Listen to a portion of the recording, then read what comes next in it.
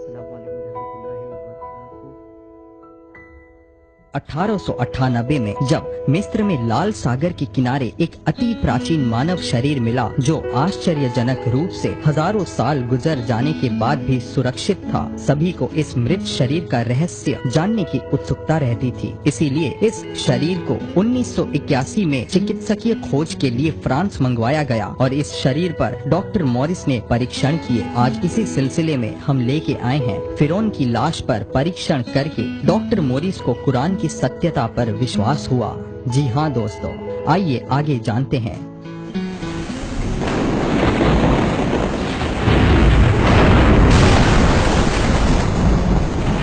परीक्षणों से doctor Morris ने निष्कर्ष निकाले कि जिस व्यक्ति के ये मृत देह है उसकी मौत समुद्र में डूबने के कारण हुई थी, क्योंकि डॉक्टर मॉरिस को उस मृत शरीर में समुद्री नमक का कुछ भाग मिला था। साथ ही ये भी पता चला कि इस व्यक्ति को डूबने के कुछ ही समय बाद पानी से बाहर निकाल लिया गया था। लेकिन ये बात डॉक्टर मॉरिस के समक्ष अब भी एक पहेली थी कि आखिर ये शरीर अपनी मौत के हजारों साल बाद भी सड़ गल कर नष्ट क्यों नहीं हुआ। तभी उन्हें अपने एक सहकर्मी से पता चला कि मुस्लिम लोग बिना जांच रिपोर्ट के सामने आए ही ये कह रहे हैं कि ये व्यक्ति समुद्र में डूबकर मरा था और ये मृत देह उस फिरौन की है जिसने अल्लाह के नबी हजरत मूसा और उनके अनुयायियों का कत्ले आम कराना चाहा था, क्योंकि फिरौन की लाश के सदा सुरक्षित रहने और उसके समुद्र में डूबकर मरने की बात उनकी पवित्र पुस्तक कुरान में लिखी है, जिस पर वो विश्वास करते हैं। मॉरिस को ये सोचकर बहुत हैरत हुई कि इस मृत देह के समुद्र में डूबकर मरने की जिस बात का पता मैंने बड़ी बड़ी अत्याधुनिक मशीनों की सहायता से लगाया, वो बात मुस्लिमों को पहले से कैसे मालूम चल गई। और जबकि इस लाश के अपनी मृत्यु के हजारों साल बाद भी नष्ट न होने का पता 1981 से महज 83 साल पहले चला है, तो उनकी कुरान में ये बात 1400 साल पहले कैसे लिखी गई है। इस शरीर की मौत के हजारों साल बाद भी इस शरीर के बचे रह जाने का कोई वैज्ञानिक कारण डॉक्टर मॉरिस या अन्य वैज्ञानिक जब पता न लगा सके तो इसे ईश्वर के चमत्कार के अतिरिक्त और क्या माना जा सकता था। बाइबिल के आधार पर भी मृत देह के मिलने की लोकेशन और चिकित्सकीय परीक्षण के आधार पर उस मृत शरीर की लगभग 3000 वर्ष की उम्र होने के कारण मॉरिस को ये विश्वास तो हो रहा था कि ये शरीर फिरौन का ही है। अतः डॉक्टर ने फिरौन के विषय में अधिक जानने के लिए तौरात शरीफ यानी कि बाइबिल ओल्ड टेस्टामेंट का अध्ययन करने का निर्णय किया। लेकिन तौरात में उन्हें सिर्फ इतना लिखा हुआ मिला कि फिरौन और उसकी फौज समुद्र में डूब गए और उनमें से एक भी नहीं बचा। लेकिन फिरौन की लाश का कहीं जिक्र तक न था। मॉरिस के जहन में कई सवाल खटकते रहे और आखिरकार वो इन सवालों के जवाब हासिल करने सऊदी अरब में चल रही एक बड़ी मेडिकल सेमिनार में हिस्सा लेने पहुँच गए, जहाँ उन्होंने फिरौन के मृत देह के परीक्षण में जो पाया वो बताया। उसी वक्त डॉक्टर मॉरिस की बात सुनकर एक मुस्लिम डॉक्टर ने कुरान पाक खोलकर सूरह यूनुस की ये आयत पढ़कर सुना दी कि इसलिए हम तेरे जिस्म को बचा लेंगे ताकि तू अपने बाद वालों के लिए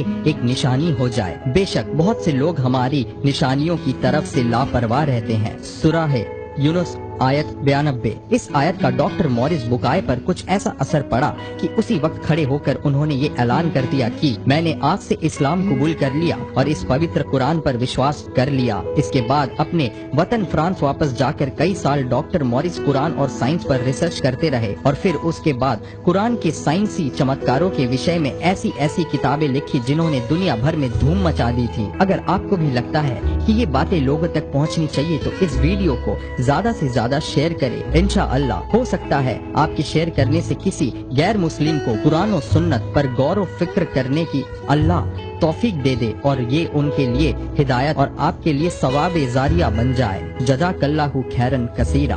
दोस्तों, वीडियो आपको कैसी लगी हमें कमेंट के द्वारा जरूर बताइए। वीडियो को